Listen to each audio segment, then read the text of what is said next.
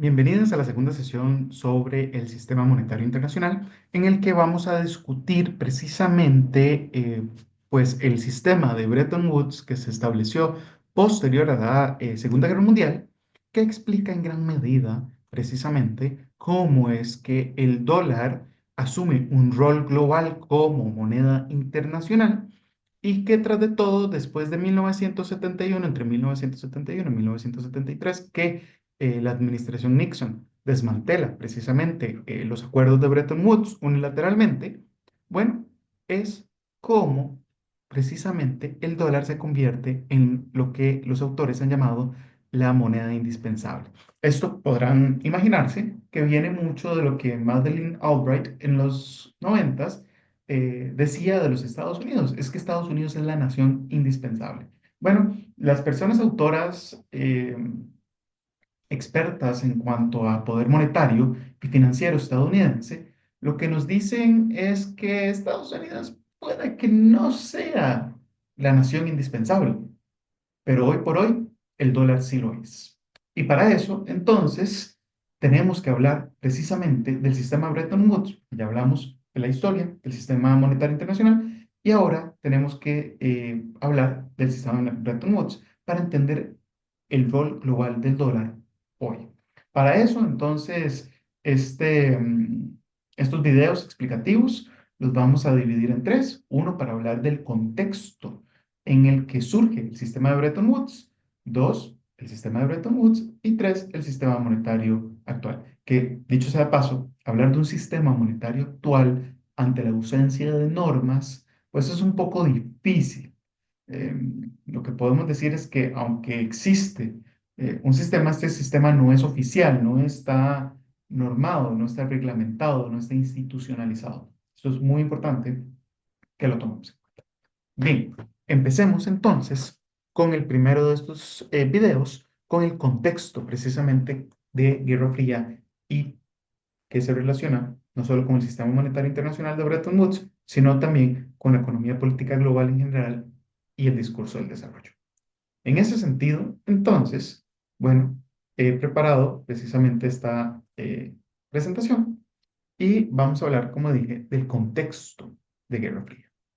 ¿Qué era la Guerra Fría? ¿Qué es la Guerra Fría? Bueno, básicamente desde teoría de relaciones internacionales mainstream, realismo estructural, incluso el liberalismo institucional, o institucionalismo liberal, neoliberalismo, interdependencia compleja, como le quieran llamar, básicamente internacionalismo o institucionalismo liberal. Pues lo que nos dicen es que la Guerra Fría era un mundo dividido en dos. Un mundo en que básicamente el mundo estaba a favor del capitalismo de libre comercio o en contra del capitalismo de libre comercio, ¿no? Estaba dividido en dos grandes bloques, el llamado mundo libre y el llamado Pacto de Varsovia, y todo se veía de una visión, mediante una visión maniquea. ¿Qué significa una visión maniquea?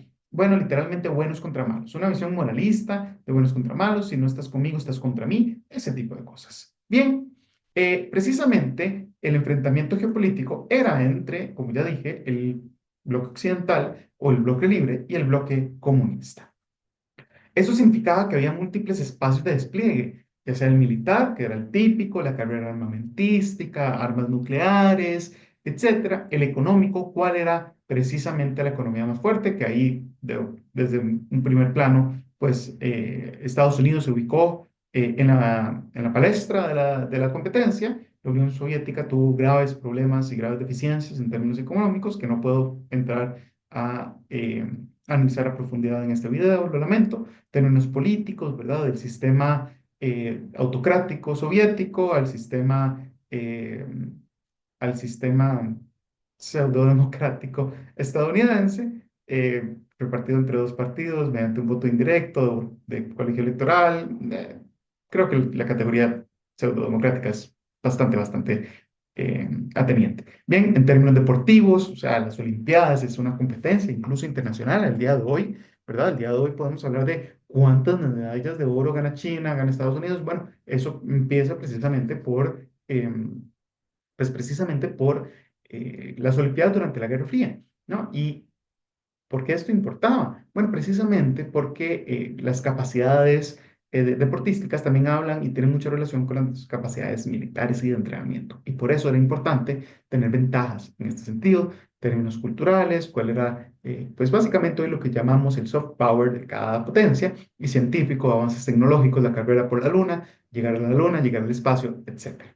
Bien, podemos decir que este periodo de Guerra Fría, que algunos han dicho que estamos actualmente en una nueva Guerra Fría, que es un absurdo, dicho sea de paso. Bueno, este periodo de Guerra Fría sucede desde el fin de la Segunda Guerra Mundial, más o menos alrededor de 1947. Estamos hablando de que, sí, la Segunda Guerra Mundial termina en 1945, pero hubo un periodo de acomodo, ¿verdad? De vacío, ¿verdad? No podemos simplemente tomar 1945 per se. Es más, Joseph Nye dice que ni siquiera en 1945, que ya en 1941 ya Estados Unidos eh, está construyendo pues las bases de lo que se va a llamar el orden liberal internacional. Como pueden ver, es una decisión analítica más que histórica o empírica. Y bueno, sea como fuera, donde empieza, pues termina precisamente con la caída del muro de Berlín de 1989 y algunas personas también dicen que, bueno, el desmembramiento de la Unión Soviética en 1991. Bien, esto, como dije, engloba discursivamente a todo el mundo, se lee desde un código geopolítico, una visión o representación geopolítica en que el mundo está dividido en dos grandes bloques, la lógica del bien contra el mal, que si no está contra mí, conmigo está contra mí. Bien, esto pues generó una invisibilización de otros procesos a nivel global. ¿Por qué? Porque no, es mentira que el mundo está dividido de una bipolaridad, como les gusta hablar a los relacionistas internacionales, aunque el término polaridad no significa nada, precisamente porque realmente existían otros procesos. El mundo no estaba dividido entre dos, entre el bloque libre y el bloque comunista. No, realmente el mundo también había un tercer bloque, si lo queremos poner de alguna forma, y muchos más. El tercer bloque de países no alineados, por ejemplo, o de países en desarrollo donde más bien era el escenario de conflicto de la Guerra Fría. La Guerra Fría no sucedía, por ejemplo, en Estados Unidos o necesariamente en Francia o en Inglaterra, no. Tampoco sucedía en espacio soviético, no, sucedía en Afganistán, sucedía en Irán, sucedía en la India, sucedía en Vietnam, Indonesia, Laos, Camboya, sucedía en China, eh, sucedía en América Latina.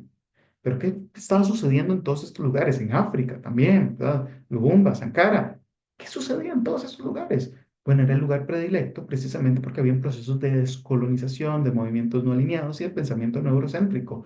Estos no estaban precisamente, como dice su nombre, alineados con alguno de los bloques, pero aún así queríamos ver el mundo de forma maniquea. Este es el problema con ver precisamente el mundo en términos de polaridad.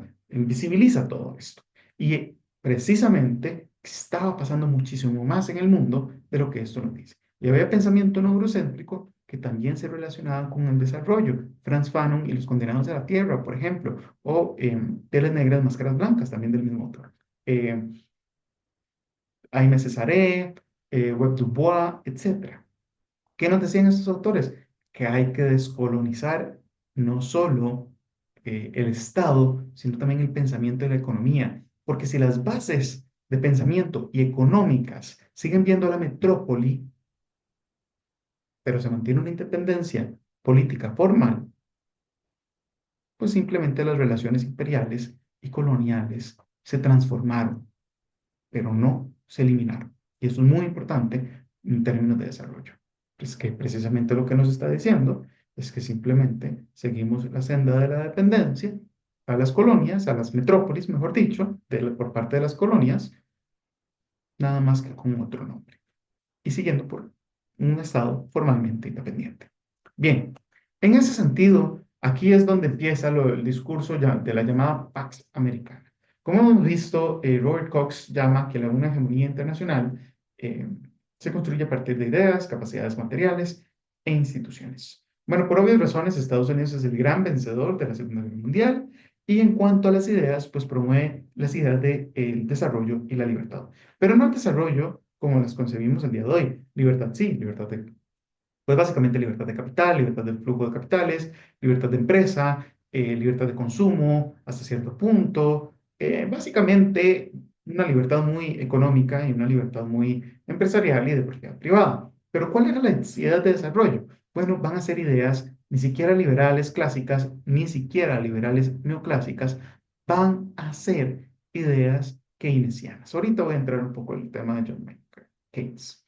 Bien, en cuanto a capacidades materiales, pues se basaba en el capitalismo industrial fordista, que hace que Estados Unidos, pues para el fin de la Segunda Guerra Mundial, obtuviera, pues, o concentrara básicamente dos terceras partes de las reservas de oro del mundo, se convirtiera en la fábrica del mundo, concentraba entre un 30 y algo, 35, 40% del PIB global, algunos llaman que era el 50% del PIB global, que es una exageración.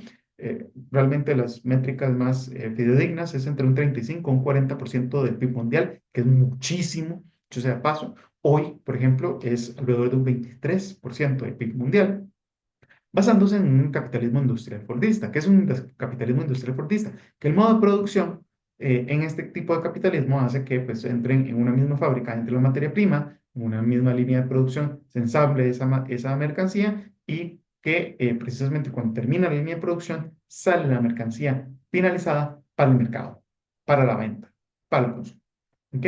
Como instituciones, principalmente, pues la Pax Americana se basa en la ONU, ¿verdad? El Tratado de San Francisco de 1945, la OTAN, que es un pacto de seguridad de 1949, que pues va a tener el correlato del Pacto de Varsovia de 1955, así que el Pacto de Varsovia no es previo al Pacto de la OTAN, ¿verdad? Dicho sea de paso, el sistema de Bretton Woods, que establece el Sistema Monetario Internacional de 1944, el FMI precisamente para administrar mucho lo que se va a ver del sistema de Bretton Woods en 1944, el llamado, como hoy lo conocemos, Banco Mundial, vamos a ver que así no se llamaba antes, de 1945, y el llamado GATT, General Agreement on Trade and Tariffs, de 1947, que es precisamente un, una alternativa a la llamada Organización Internacional del Comercio de 1944, que se discute en La Habana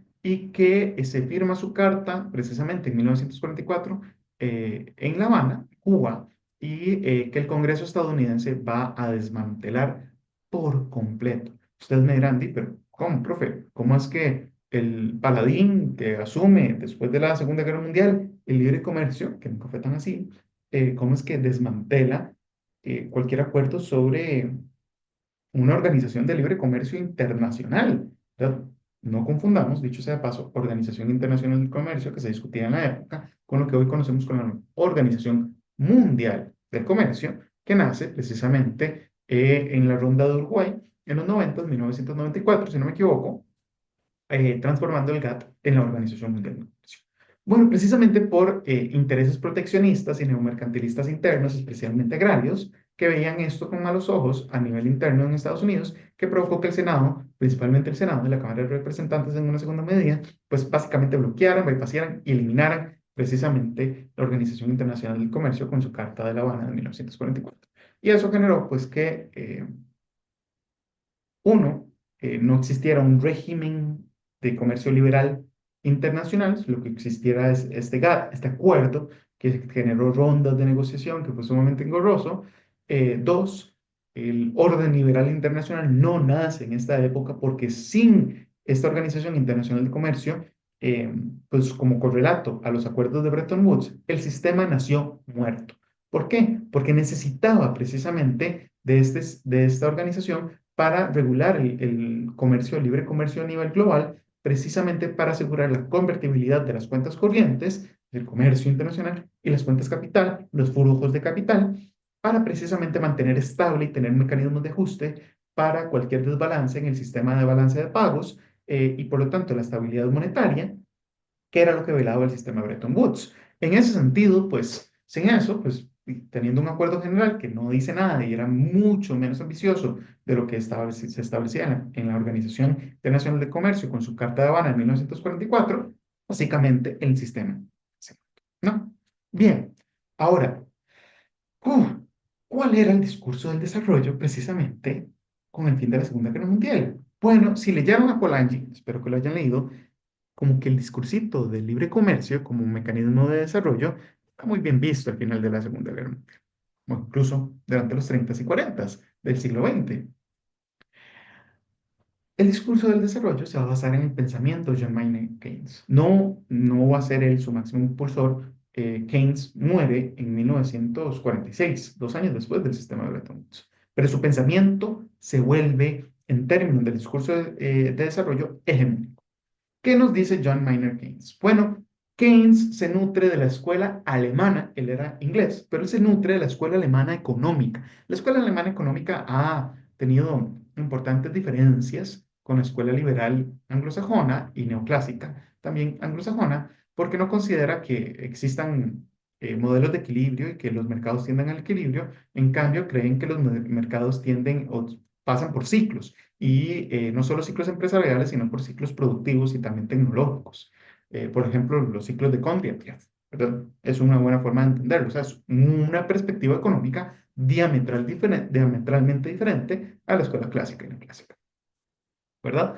Bueno, Keynes lo que va a decir es que la ley de la oferta de la ley de la oferta y la demanda de Jean-Baptiste Say no tiene sentido, porque con toda sinceridad, la oferta crea la demanda a cualquier nivel de empleo. Eso significa que puedes tener un mercado de empleo sumamente precarizado y aún así te van a comprar. ¿Cómo? Bueno, mediante crédito, mediante préstamos o, bueno, como hemos discutido en el curso, mercados suntuosos, de otra forma. Es decir, esto trae abajo mucho de los supuestos liberales clásicos y neoclásicos, porque si la oferta crea su propia demanda a cualquier nivel de empleo, los mercados y por lo tanto la ley de la oferta y la demanda y precios de equilibrio no generan bienestar. Si no generan bienestar, ¿cómo podemos decir que generan desarrollo, que generan crecimiento? Y el crecimiento se convierte en la principal pauta para hablar de desarrollo. Keynes lo que dice es que hay que mirar a la demanda agregada, no a la demanda por mercado, sectorial, por ponerlo así. Viendo precisamente a la demanda agregada, incentivando precisamente la demanda agregada, es que entonces se puede generar el crecimiento y se puede generar pleno empleo, que puede generar entonces mayores niveles de producción, que van a generar mayores niveles de empleo, que va a generar mayores niveles de consumo y va a generar un bienestar agregado utilizando los propios niveles, palabras de Keynes, en una sociedad. ¿Esto qué significa? Bueno, significa que, bueno, en primer lugar, ¿qué es empleo pleno? Empleo pleno no significa que todo el mundo, todas las personas que están en edad productiva, en la población económicamente activa, pues estén empleados, ¿no? Se conoce también algo como la tasa natural de desempleo, que no refiere a esto. Por lo general, la tasa natural de desempleo siempre ronda alrededor del 4% de la PEA. Bien, no se refiere a que todo el mundo esté trabajando. No, significa que todas las personas que pueden y quieren estén realmente trabajando. Y eso es muy difícil de lograr. Eh, bueno, Keynes lo que nos dice es que se puede incentivar precisamente a través de incentivando la demanda agregada eh, económica. ¿Cómo logramos esto? Bueno, ya sea a partir del ahorro, que el ahorro va a generar inversión, es decir, que precisamente, y esto es muy schumpeteriano, que si yo llego y guardo la plata a una tasa de interés de un 3% y el banco la toma y la invierte, pues eso va a ayudar a la demanda agregada. Pero, por ejemplo, si tenemos, por ejemplo, tasas de interés muy altas, bueno, va a haber una mayor tasa de ahorro que una mayor tasa de inversión. ¿Por qué? Porque la gente va a preferir, en vez de ir e invertir la plata en, por ejemplo, construir una fábrica, dice, no, mejor, con toda sinceridad, metiéndola en el banco y ganando un 11% de interés anual o más, ¿verdad? Esto genera que para Keynes se pues, por la política monetaria y la política fiscal y la política eh, macroeconómica, pues todas estén muy relacionadas. Keynes lo que nos dice es, bueno, que el costo de oportunidad es importante. ¿A qué se refiere el costo de oportunidad? Bueno, que cuánto me cuesta hacer algo y no hacer lo otro, ¿verdad? Bueno, el costo de oportunidad o el costo de capital nos lo va a dar las tasas de interés bancarias. Si las tasas de interés son altas, significa que voy a tener un alto retorno por simplemente mantener la plata en el banco. Es muy simple. Pero si las tasas de interés son bajas, pues al rato me sirve mejor construir esa fábrica y ponerme a producir porque voy a tener mayor retorno de ese capital. ¿Ok? Bien. Entonces, hay que jugar con las tasas de interés. Dos, bueno, también Keynes va a decir que el gasto público o la inversión social, que no es lo mismo, puede ayudar a promover el pleno empleo y a aumentar la demanda agregada, ¿verdad? Recordemos que la demanda agregada, pues es que la gente tenga más plata en sus bolsillos para precisamente consumir, ¿no? Bueno, entonces, Keynes nos dice que todo eso tiene efectos multiplicadores. Si tenemos una tasa de inversión alta, pues vamos a tener también una mayor demanda agregada porque va a incentivar el empleo, porque va a haber inversión y eso va a generar pues demanda precisamente a la oferta de empleo y eso va a generar que la gente consuma y va a haber un efecto multiplicador. Al que la gente consuma va a incentivar la demanda de consumo que va a incentivar la oferta y etcétera, etcétera. Entonces, como pueden ver, es un círculo o un efecto multiplicador de crecimiento. Ahora, ¿qué pasa en una crisis económica? Bueno, para Keynes, en una crisis económica, pues precisamente lo que hay que hacer es bajar tasas de interés para incentivar la producción, para incentivar precisamente salir de la crisis económica, de la depreciación, de la falta de crecimiento y con eso motivar la economía. Y eso es suficiente, porque eso suena muy mainstream. Profe, sí, porque hoy lo que conocemos como teoría económica mainstream es una mezcolanza, por ponerlo de una forma, entre keynesianismo y teoría neoclásica. Bien, pero no, para Keynes eso no es suficiente. Para Keynes también el gasto público, porque también está la inversión en educación, en salud, como dije, el gasto público es suficiente. Es decir, transferencias monetarias a las personas también es suficiente para incentivar la demanda agregada. Entonces, como pueden ver, tasa de interés, inversión social, salud, electricidad, educación, etcétera, más gasto público, para que no hay ningún problema en un déficit fiscal, pues va a generar entonces un incentivo a la demanda agregada que va a tener todo este efecto multiplicador, que va a generar crecimiento, que va a generar desarrollo, que va a generar bienestar. ¿Ok? Bien. Uf, ¿qué pasa entonces con la inflación? Keynes nunca se preocupó por la inflación. Es más, sus sucesores y hasta cierto punto Keynes lo que va a decir es que en tanto los salarios crezcan conforme a la productividad y que crezcan conforme a los precios, pues no hay ningún problema. Que no hay ningún problema con la inflación. El problema sucede cuando los salarios no crecen conforme a la productividad, que no van a crecer entonces conforme a la inflación, que genera el problema de la inflación, que genera la crisis económica porque se va a depreciar, se va a contraer, mejor dicho, la demanda agregada que va a generar la crisis económica, etcétera, etcétera. Entonces, bueno, eso no lo sabía Keynes. Eso va a suceder en los 70 y lo vamos a discutir en otro momento. Ok. Bien, como pueden ver, es un discurso del desarrollo muy simple. ¿Cómo logras esto? Bueno, el keynesianismo se instauró en el mundo de dos diferentes formas. En Europa, a través de la socialdemocracia, eh, que no, el keynesianismo no es necesariamente socialdemocrático, ¿no? Y en Estados Unidos a través precisamente de lo que se ha llamado un keynesianismo militar. El keynesianismo militar estadounidense es muy simple. Si cualquier gasto público incentiva la demanda agregada, para que yo invirtiera en salud y en educación, le doy plata al ejército que la derroche, que básicamente investigue en tecnología militar, etcétera, etcétera, y con eso incentivo la demanda agregada.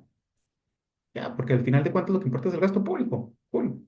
Muy simple, muy obvio, y también es algo que Estados Unidos ha hecho históricamente desde la Segunda Guerra Mundial. El keynesianismo socialdemócrata se impera más en Europa y en otras latitudes, y tienen ahora sí mucho que ver con el desarrollo, con las ideas de desarrollo y libertad que se instauran en la Pax Americana, precisamente a partir de nociones que incentivan el crecimiento económico. ¿Cómo incentivas el crecimiento económico? Bueno, en Europa, reconstruyendo Europa. Y para eso eran necesarias empresas públicas, precisamente porque el mercado privado estaba en la quiebra o se había ido a Estados Unidos. Eso entonces va a generar que hayan estados de bienestar, estados con empresas públicas, estados fuertes que van a incentivar el pleno empleo. ¿Por qué? ¿Por qué el pleno empleo en el norte global, en Europa específicamente? Bueno, como un pacto a ustedes, personas trabajadoras, fuerza de trabajo, pelearon, fueron cañón en cañón, murieron más de 20 millones de personas y nosotros pues tenemos que darles bienestar a cambio de su lucha. Era una forma también nuevamente de propiciar la demanda agregada, que era precisamente una forma de propiciar precisamente el aumento de la oferta y propiciar la producción, etcétera. ¿Ok? ¿Cómo? Como dije, a partir de procesos socialdemócratas. En otras latitudes, ¿cómo se instauró esto? Bueno, uno, Estados Unidos demandó a las antiguos imperios coloniales la descolonización.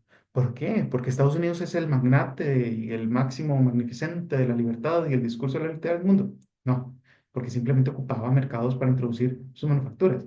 Imagínense tener 40% del PIB global, pero nadie a quien venderle. No, no, ustedes me abren esos mercados, yo vendo ahí. Ustedes, ese periodito de preferencia colonial imperial se acabó. ¿Ok? No, no hay almuerzo gratis, en otras palabras. Pero también mediante la USAID, y específicamente mucho durante la administración de este famoso eh, Kennedy, pues va a incentivarse el modelo conocido como industrialización por sustitución de importaciones. ¿Cómo? Bueno, precisamente sustituyendo importaciones, una industrialización interna que en vez de importar millones más manufacturados, genera una oferta de bienes manufacturados interna precisamente para desarrollar a estas poblaciones, industrializar mediante precisamente el desarrollo tecnológico y con ello, entonces, incentivar el crecimiento a través de la demanda agregada, la inversión, el consumo, y con ello, pues, el efecto multiplicador. Esto lo vamos a dejar para la sesión de teoría de la dependencia y la crítica al desarrollismo, pero ojo a esto, ¿verdad?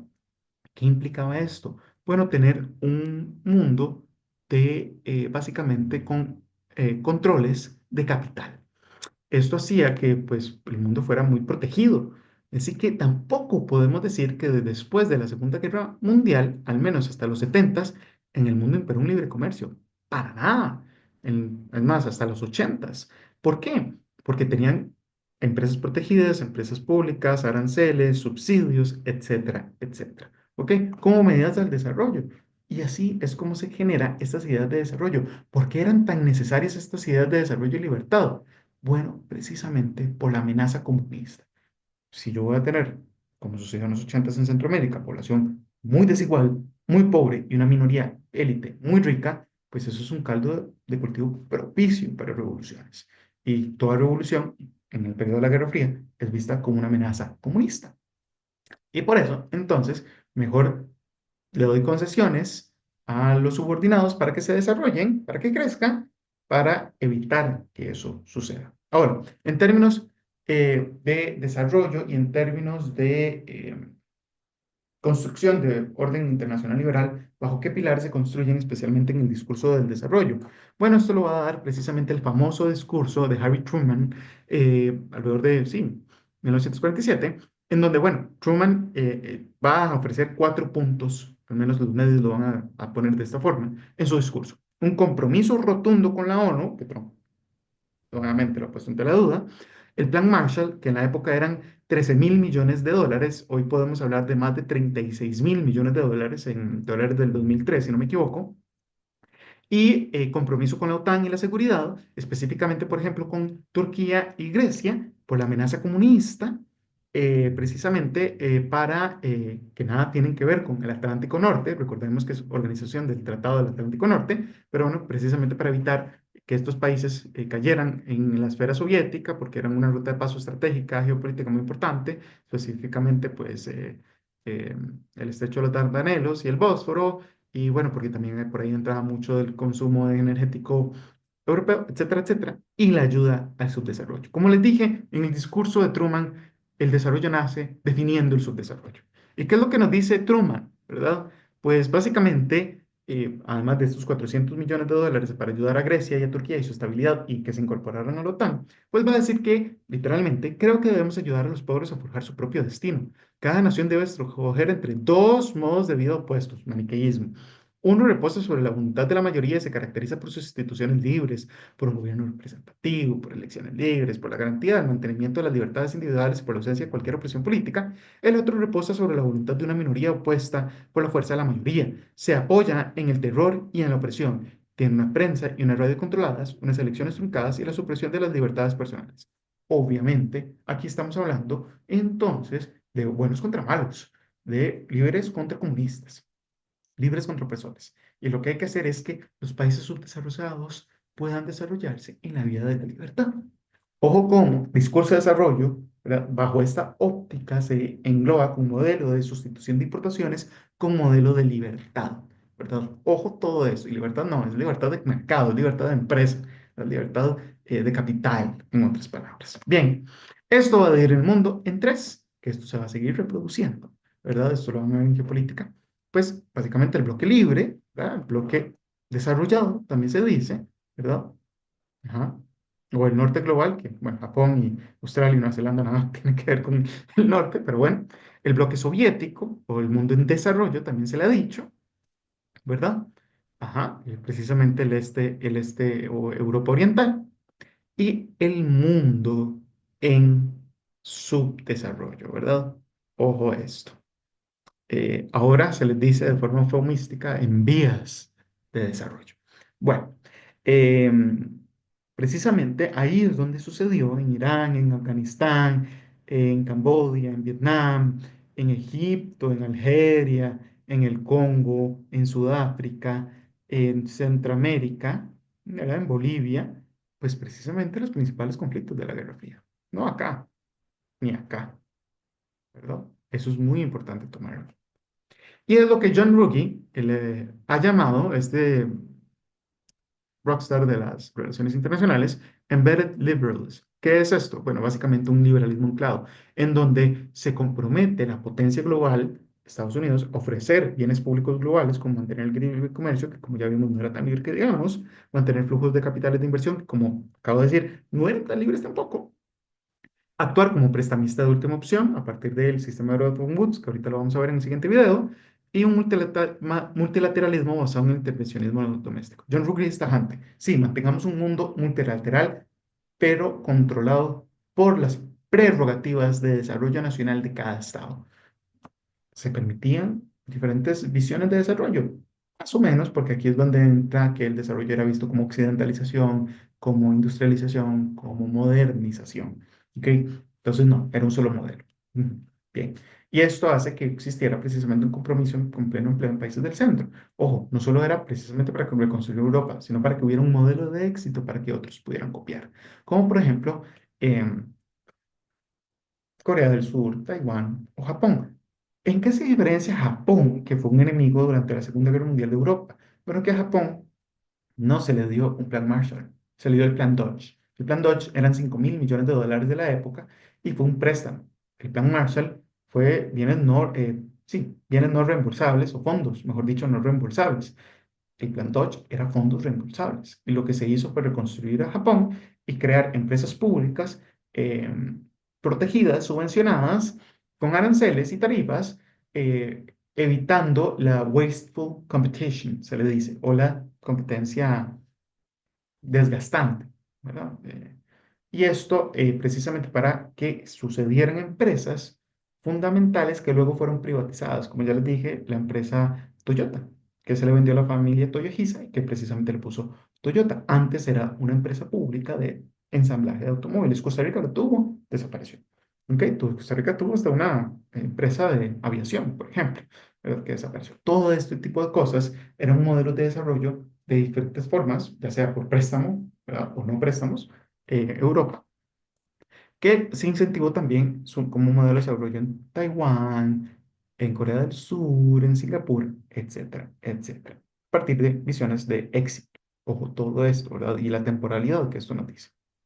Bien, teniendo todo esto en cuenta y todo este contexto en cuenta, podemos hablar ahora sí del sistema de Bretton Woods en el siguiente video.